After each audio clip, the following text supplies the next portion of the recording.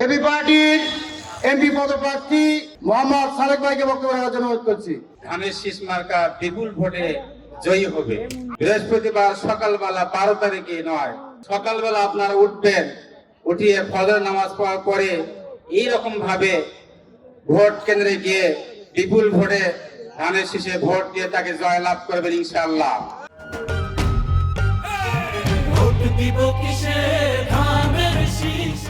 আপনারা দলমত না বুঝে পীরগঞ্জের সাইফুল ভাইয়ের দরকার, পীরগঞ্জের যে কারবার সাইফুল ভাইয়ের দরকার।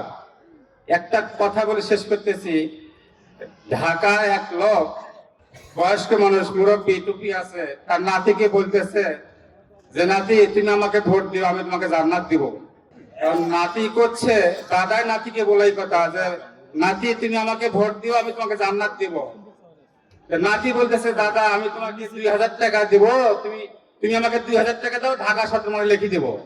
আচ্ছা 2000 টাকা দিয়ে ঢাকা শহর কি লিখিতে পাওয়া যাবে? এরকম জান্নাত পাওয়া যাবে না। আপনারা এই সমস্ত কথাবার্তা বাদ দিয়ে আপনারা আগামী দিনে পীরগঞ্জকে ভালোভাবে মডেল থানা করার লক্ষ্যে সাইফুল ভাইয়ের কর্ম, সাইফুল ভাইয়ের অভিজ্ঞতা সবকিছু আছে। আপনারা জানেন আমাদের পার্শ্ববর্তী এলাকার লোক, উনি ভোট নিয়ে ঢাকায় যাবে না, উনি ভোট নিয়ে আপনাদের পাশেই থাকবেন। আপনারা দাঁত ঘষতে ঘষতে তার বাড়ি যা, তার সাথে দুটি কথা বলতে পারবেন। আপনারা সকালবেলা 12 তারিখে বৃহস্পতিবার দিনে এইভাবে লোকে লোকারণ্য হয়ে ভোট দিবেন সারা দিনে ধানের শীষে। ভোট দিবেন সারা দিনে কিসে? জোরে বলেন কাতে? এই আমি আমার বক্তব্য শেষ করছি। আসসালামু আলাইকুম।